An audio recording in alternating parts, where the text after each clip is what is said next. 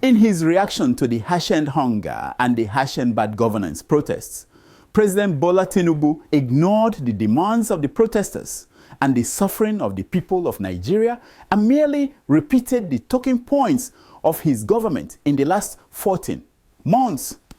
He did not provide any immediate solution to the hunger devastating Nigerians due to his economic policies. He did not speak as a man who hates a government that has reached the peak of bad governance in Nigeria's history. He sounded like a man living in a world different from where the people he claimed to govern lived. The president essentially gave Nigerians protesting against biting hunger and bad governance the middle finger. Here are the top 10 lies President Tinubu told in his address to the nation. 10. Tinubu said that he heard the protesters loud and clear. A man who heard the witches loud and clear does not go about behaving the same way he did before the witches started crying.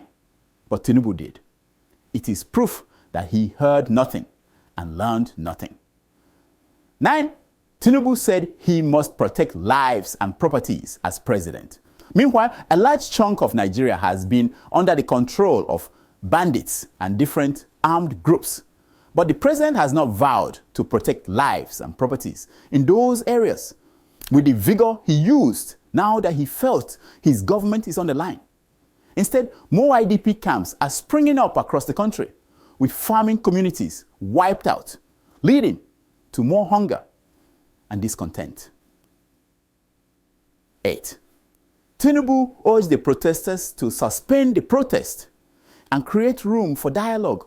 We saw how the labor unions' dialogue with Tinubu's government ended. Their dialogue resulted in a minimum wage change from 30,000 naira, $60 in May 2023, to Tinubu's minimum wage of 70,000 naira, $44 in August 2024.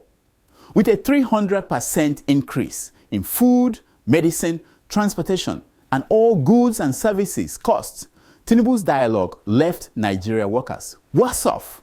He cannot fool us all with his lies about dialogue. 7. Tinubu said the law will catch the bigots threatening some sections of the country. For a man who has some of the architects of that bigotry in his government, and who knew those who deployed the same bigotry for him in the last election but did nothing to them, this is more of an insult than a resolve, a complete lie. 6. Tinubu said we had been using temporary solution notions to solve long-term problems, so we had made no progress as a nation. The same man could not make himself and his government officials make temporary sacrifices like perks of their offices for the long-term well-being of all Nigerians. It is proof that his words were mere rhetorics. 5.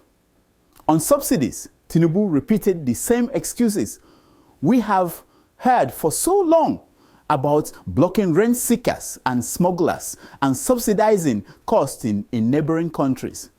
He wasn't transparent about what had happened to the money saved. It was beneath him to explain to Nigerians why he would rather have them suffer pain than deal with the corruption in the industry. 4. Tinubu lied that states and local governments of Nigeria were now receiving historic amounts of money each month from the federal allocation. He didn't tell you that the real value of the billions announced each month is worth less than it was at any time in the last 20 years. 3. Tinubu said that he had reduced the percentage of revenue used to service debt from 97% to 68%.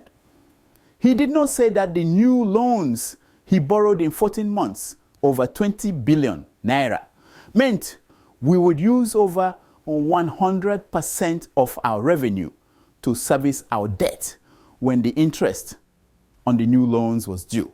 2. Tinubu said that blocking leakages and introducing automation had increased government revenue by a double margin. Yet, he had borrowed more loans in 1 year than Buhari borrowed in 8 years, and he is still borrowing more. 1. Finally, Tinubu said, let nobody misinform and miseducate you about your country, or tell you that your government does not care about you.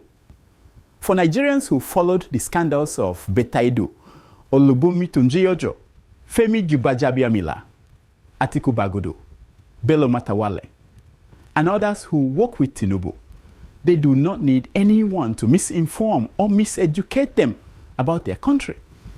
Whenever Nigeria's number 2 and 3 men, Kashim Shettima and Godswill Akpabio, open their mouths, they tell Nigerians in more ways than one that your government does not care about you.